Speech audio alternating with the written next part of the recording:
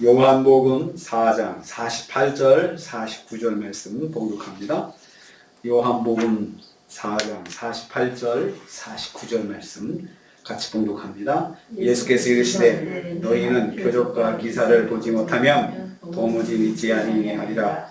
신하가 이르되 주여 내 아이가 죽기 전에 내려오소서. 아멘. 아멘. 오늘 말씀은 왕의 신하가 신방을 요청했을 때 예수님께서 거기에 대해서 말씀하시는 것을 내용으로 하고 있습니다. 예수님께서 먼저 유대인들의 불신앙에 대해서 말씀하셨습니다. 48절에 있는 말씀입니다. 이 왕의 신하가 예수님 찾아와서 아들이 죽게 됐으니까 저희 집 오셔가지고 좀 제 아들 좀 고쳐주십시오 라고 간절하게 이제 부탁을 했어요. 간청을 했을 때 예수님께서 가시겠다 안 가시겠다 그런 말씀 안 하시고 갑자기 너희는 표적과 기사를 보지 못하면 도무지 믿지 아니한다. 아무 상관없는, 이 사람과는 상관없는 이야기를 하시는 거예요. 그러니까 사실 이 사람도 유대인이거든요. 유대인인데 이 사람까지 다 포함해가지고 유대인들의 신앙이 표적과 기사를 구하는 신앙이다. 그러면서 그것을 지적을 하시는 거예요. 아들의 치료를 위해 간절히 요청하는 왕의 신하 앞에서 주님께서 찬물을 끼얹는 듯한 말씀을 하시는 겁니다. 왕의 신하 같은 유대인들과 갈릴리 사람들은 표적주의, 이 사람들의 표적주의 신앙에 대해서 지적을 하신 거죠. 너희는 표적과 기사가 없으면 도무지 믿지 않는 사람들이야. 이렇게 말씀하시는 거죠.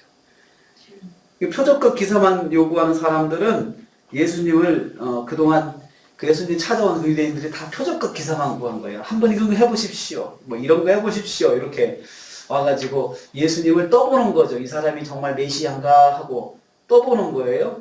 예수님을 믿기 위해서 찾아온 것이 아니고 확인하기 위해서 찾아온 거예요. 이 사람이 정말 그런 소문대로 그런 사람인가 하고 이런 사람들이 그동안 예수님을 많이 찾아왔다는 것을 알 수가 있습니다.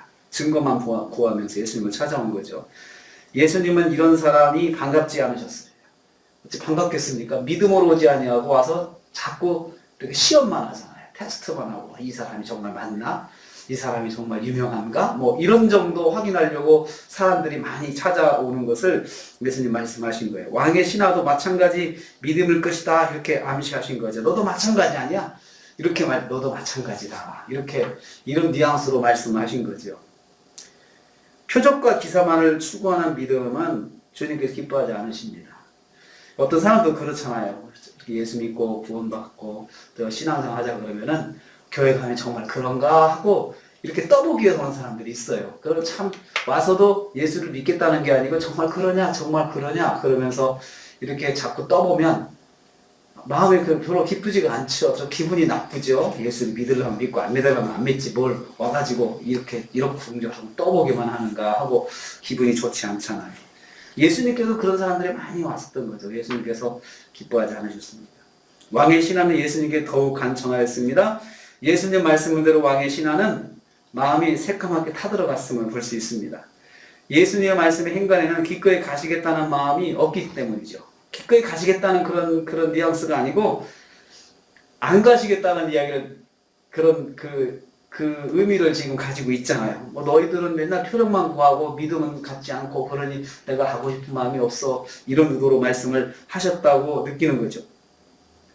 사람들이 표적과 기사만 구하면서 찾아오는 걸 기뻐하지 않으신다는 뜻을 가지고 있기 때문에 이 사람이 어떻게 보면 책망을 받는 거잖아요. 대표로 책망을 받는 거나 마찬가지예요. 왕의 신하는 예수님의 말씀에 대해서 이러한 말씀에 대해서 감정적 반응을 하지 않았습니다. 거기에 대해서 믿지 아니한다라고 해서 이 사람이 맞습니다, 틀립니다 이것보다도 거기에 대해서 이 사람이 거기에 대한 반응을 하지 않고 오히려 예수님께 다시 한번 간청을 합니다. 주여 내 아이가 죽기 전에 내려와 주세요. 다시 한번 간청을 합니다. 예수님이 반드시 살려주실 것이라는 믿음을 놓지 않고 있음을 볼 수 있어요. 다시 간절하게 구하고 있습니다.